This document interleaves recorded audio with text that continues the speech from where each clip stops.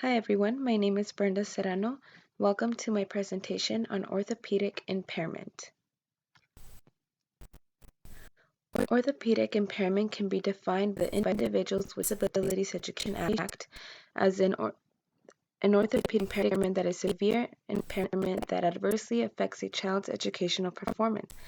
IDEA also says that the disability includes impairments caused by birth defects, disease, and other causes.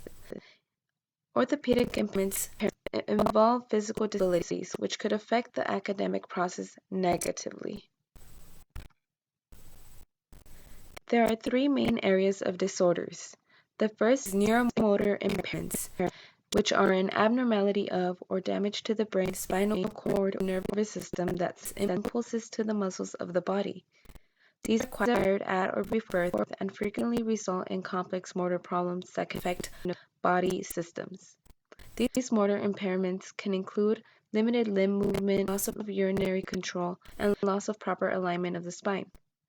Some examples include cerebral palsy and spina bifida.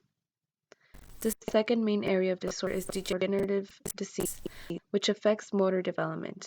An example of this is muscular dystrophy.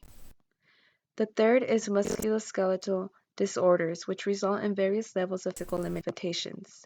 Some examples include juvenile rheumatoid arthritis and limb deficiency. Now I am going to talk about some possible causes for orthopedic impairments. Individuals may be born with or acquire problems with their bones, joints, and or muscles. Orthopedic impairments may also result from genetic abnormality, injuries, diseases, birth trauma, amputations, burns, and more. Impairments include cerebral palsy, osteogenesis imperfecta, and muscular dystrophy, just to name a few. Orthopedic impairments can hamper individuals' mobility, coordination, stamina, communication, and or learning abilities. It can also be temporary, intermittent, chronic, aggressive, or terminal.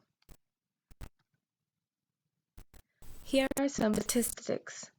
Although I was not able to find statistics of this year, I was able to find that the U.S. Department of Education had reported almost 6 million students received special education services in the 2003 and 2004 school year.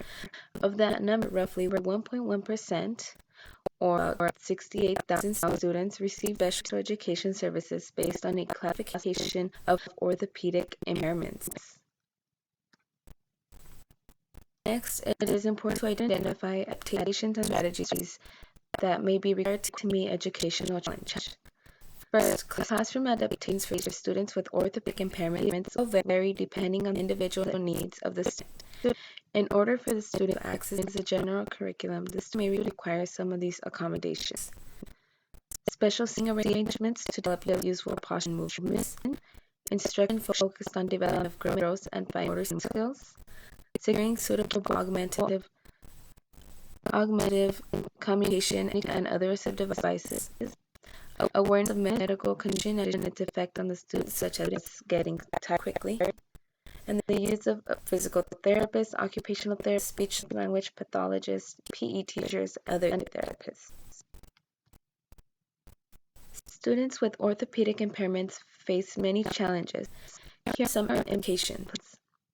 In the classroom environment, possible barriers include non-accessible transportation, trouble maneuvering around the classroom, difficulty navigating school hallways, difficulty communicating effectively, trouble with motor skills, including those involved with using standard writing tools, turning pages, or participating in typical classroom activities. And they may also experience associated speech impairments or other disabilities that affect particular academic areas. With academic instruction, students with orthopedic impairments usually cannot participate in regular classroom activities due to their physical limitations. Accommodations are definitely a necessity. Students may also need services from resource rooms, special classes, schools, or residential facilities, as well as hospital or homebound programs. It is definitely suggested that the general educator and special educator collaborate to include the student in the general curriculum as much as possible. There are also a lot of implications when it comes to their social behavior. According to the education.com site, students with orthopedic impairments may lack common experiences, knowledge, or common places, items, and activities as compared with general education students. This is due to a lack of mobility and sometimes lack of typical childhood play and exploration.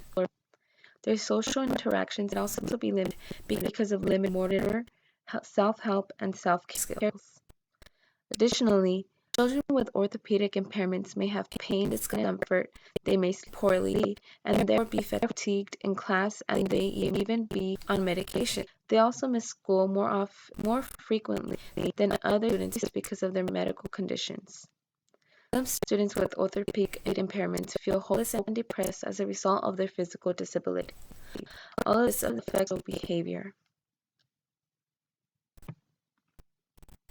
In conclusion to my presentation, I want to talk about one personal experience I have with individuals with orthopedic impairments.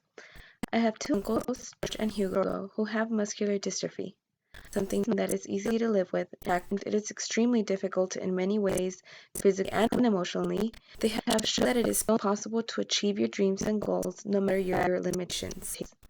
Both of my uncles have graduated with multiple degrees, and